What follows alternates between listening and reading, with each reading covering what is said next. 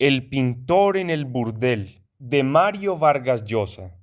Jean-Jacques Lebel, escritor y artista de vanguardia que en los años 60 organizaba happenings, concibió en aquella época la idea de montar con absoluta fidelidad El deseo atrapado por la cola, un delirante texto teatral escrito por Picasso en 1941, en el que, entre otros disparates, un personaje femenino, la Tartet, orina en escena 10 minutos seguidos, acuclillada sobre el hueco del apuntador. Para conseguirlo, cuenta Lebel, su licuante actriz debió ingerir litros de té y abundantes infusiones de cerezas.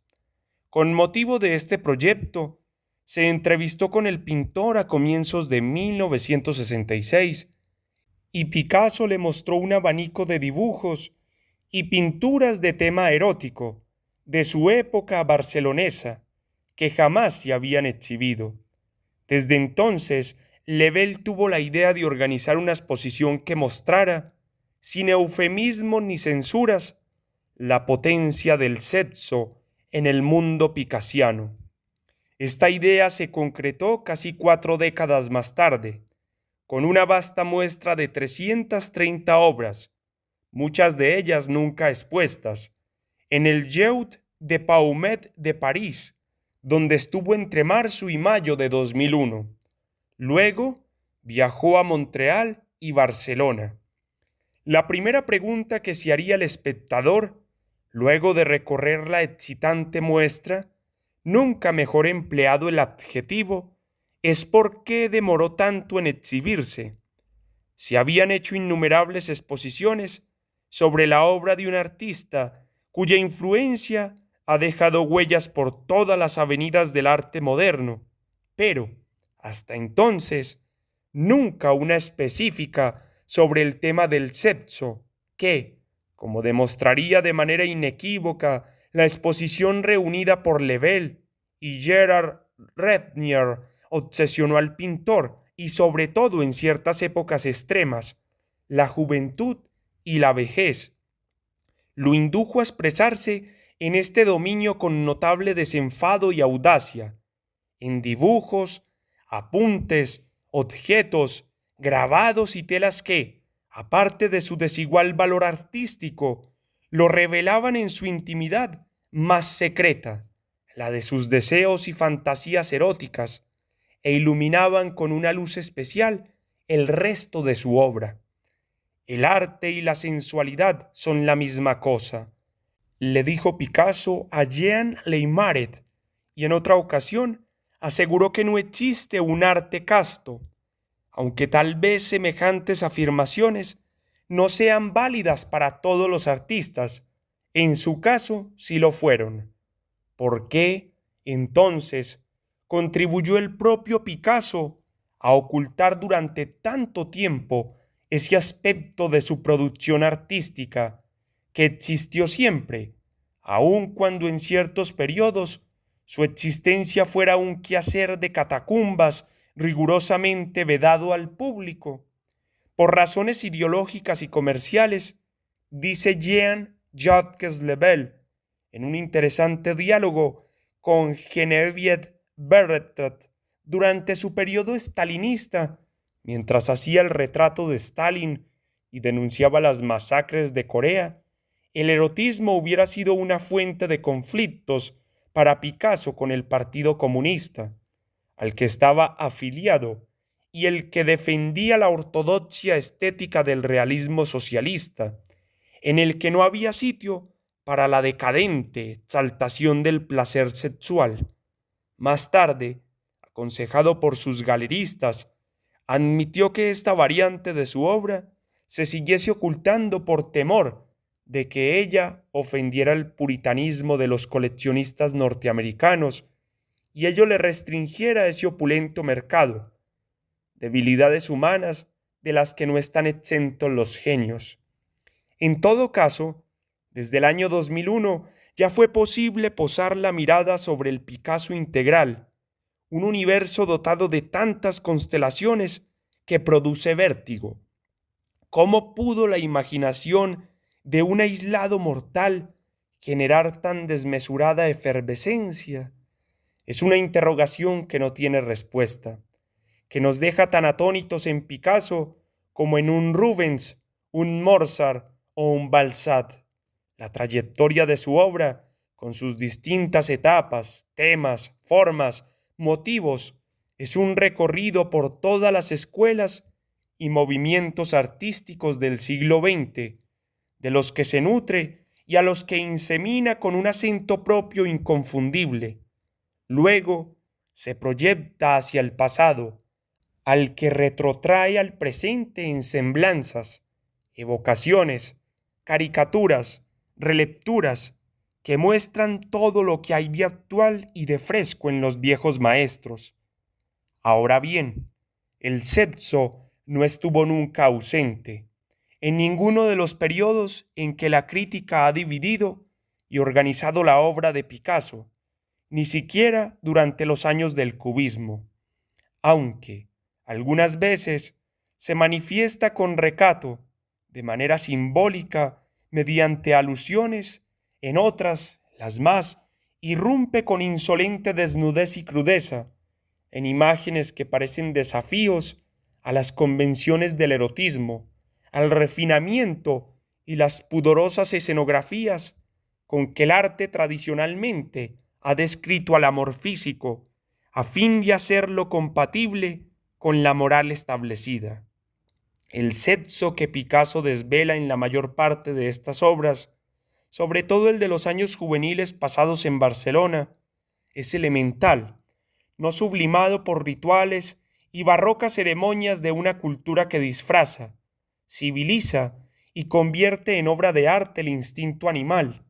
sino el que busca la inmediata satisfacción del deseo, sin demora, sin subterfugios, remilgos ni distracciones, un sexo de hambrientos y ortodoxos, no de soñadores ni exquisitos. Es, por consiguiente, un sexo machista a más no poder, en el que no existe el homosexualismo masculino y en el que el feminismo se ejercita únicamente para goce y contemplación del mirón. Un sexo de hombres y para hombres, primitivos y rijosos, donde el falo es rey. La mujer está allí para servir, no para gozar ella misma, sino para hacer gozar, para abrir las piernas y someterse a los caprichos del fornicador, ante el que a menudo aparece arrodillada, practicando una felación en una postura que es el arquetipo de este orden sexual. A la vez que le da placer, la hembra se rinde y adora al macho todopoderoso. El falo, claman estas imágenes, es ante todo poder. Es natural que, para un placer sexual de esta índole, el recinto privilegiado donde se practica el sexo sea el burdel. Nada de desviaciones sentimentales para esa pulsión que quiere saciar una urgencia material y luego olvidarse y pasar a otra cosa. En el burdel, donde el sexo se compra y se vende, no se adquieren compromisos, ni se buscan coartadas morales ni afectivas de ninguna especie. El sexo se despliega en su descarnada verdad, como puro presente, como un desvergonzado ejercicio que no deja huella en la memoria, cópula pura y fugaz, inmune al remordimiento y la nostalgia. Las reiteradas imágenes de este sexo prostibulario, vulgarote y carente de imaginación, que cubren cuadernos, cartulinas, telas, resultarían monótonas sin los alardes ruiseños que a menudo brotan en él, jocosas burlas y exageraciones que manifiestan un estado de ánimo colmado de entusiasmo y felicidad, un pescado cicalíptico, un maquereaut lamed a una muchacha complaciente, pero muerta de aburrimiento. Son imágenes de una jocunda vitalidad, manifiestos exaltados a favor de la vida,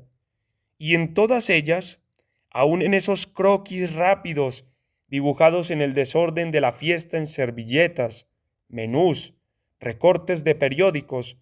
para divertir a un amigo o dejar testimonio de un encuentro, chispea la destreza de esa mano maestra, lo certero de esa mirada taladrante, capaz de fijar en unos pocos trazos esenciales el vórtice enloquecido de la realidad. La apoteosis del burdel en la obra de Picasso es, claro está, Les Demoiselles es de Avignon, que no figuró en esta muestra, pero sí muchos de los innumerables bocetos y primeras versiones de esa obra excepcional. Con el pasar de los años, la aspereza sexual de la mocedad se va suavizando, cargando de símbolos, el deseo ramificándose en personajes de la mitología, toda la dinastía del Minotauro, en grabados y lienzos de los años 30, centellea de vigorosa sensualidad y de una fuerza sexual que exhibe su bestialismo con donaire y desvergüenza como prueba de vida y de creatividad artística. En cambio, en la bellísima serie de grabados delicados a Rafael y la Fornarina de fines de los años 60, los debates amorosos del pintor y su modelo, bajo los ojos lascivos de un viejo pontífice que descansa sus flacas carnes en una vasinilla, están impregnados de una soterrada tristeza. Allí está discurriendo no sólo la dichosa entrega de los jóvenes al amor físico, a la voluptuosidad que se mezcla con el quehacer artístico, también la melancolía del observador, al que los años han puesto fuera de combate en lo que respecta a las justas amorosas, un excombatiente que debe resignarse a gozar contemplando el goce ajeno, mientras siente que se le va la vida, que a la muerte de su sexo seguirá pronto la otra, la definitiva y total. Este tema se volverá recurrente en los últimos años de Picasso, y la exposición del Yaud de Paumet lo revelaba en pinturas donde a menudo aparecía, con énfasis patético y desgarrador, la inconsolable nostalgia de la virilidad perdida, la amargura de saberse arrebatado por la fatídica rueda del tiempo a esa vertiginosa inmersión en la fuente de la vida, en ese estallido de puro placer en el que el ser humano tiene la adivinación de la mortalidad y que, irónicamente, los franceses llaman la petite mort, pequeña muerte. Esta muerte figurada y la otra, la del acabamiento y la extinción física, son las protagonistas de estas dramáticas pinturas que Picasso siguió pintando casi hasta el estertor final. El País, Madrid, 1 de abril de 2001.